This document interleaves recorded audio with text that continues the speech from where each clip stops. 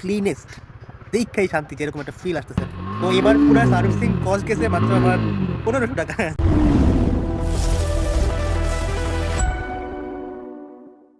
So আজকে এসে বললাম রাইডার্স অপশন মেরুল বাড্ডাতে সার্ভিসিং সেন্টারে। সো এখানে আজকে মার্সের সার্ভিসিং করাবো। সো অলরেডি কাজ শুরু হয়ে গেছে, আমি 11টার স্লটে আসছিলাম। সো টুক 2-3টা বাইকের কাজ শুরু করছে। আমারটার যে কাজ করবে সে এখনো আসে নাই, সো আসতেছে। সো তার জন্যই ওয়েট করতেছি, যতক্ষণ না আসুক ওয়েট করতেছি। আচ্ছা, অলরেডি খোলা হয়ে গেছে, মোটামুটি সবকিছুই খোলা ডান, উপরের ট্যাঙ্কি সব, জাস্ট গলাটা বাকি।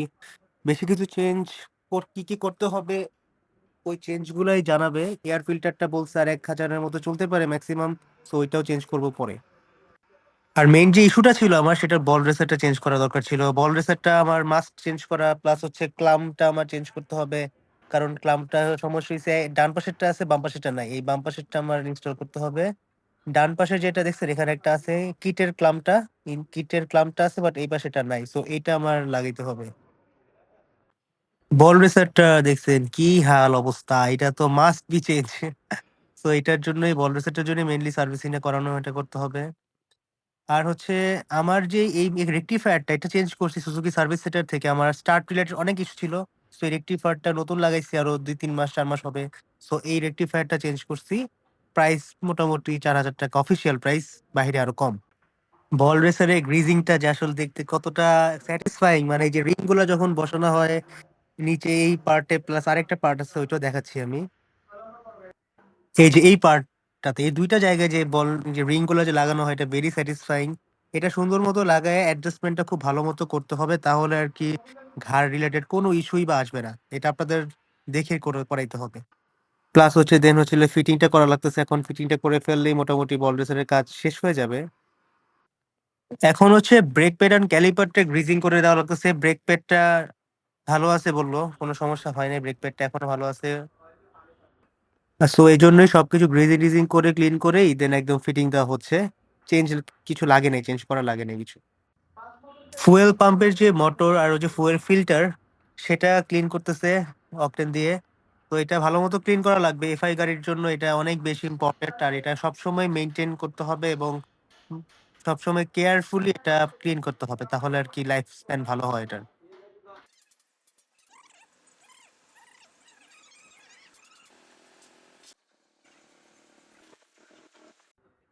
প্লাগটা চেঞ্জ করে ফেলবো, খুব সুন চেঞ্জ করে ফেলবো। আমি সুজুকি সার্ভিস সেন্টার থেকে প্লাগটা চেঞ্জ করবো, তাই এখানে আর চেঞ্জ করি নাই আমি।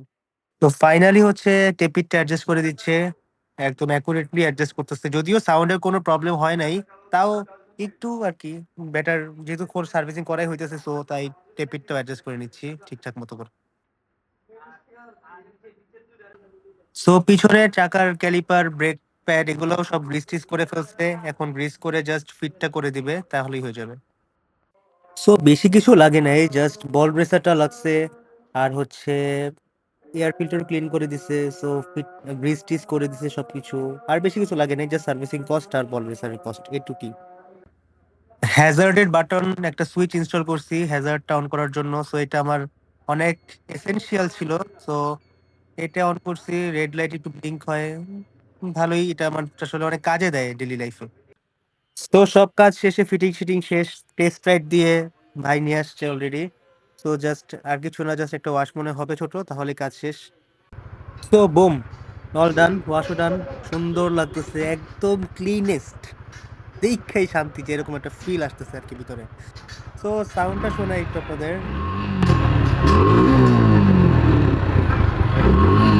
একদম স্যাটিসফাইং বলে না যেটাকে, স্যাটিসফাইং। তো এবার পুরা সার্ভিসিং কস্ট গেছে মাত্র আমার 1500 টাকা। সো উইথ বল রেসারের কস্টিং আলাদা, বাট 1200 টাকা লাগছে সার্ভিসিং কস্ট সবকিছু মিলায়। আর বল রেসার এক্সট্রা 700 টাকা। So very happy with it, আলহামদুলিল্লাহ।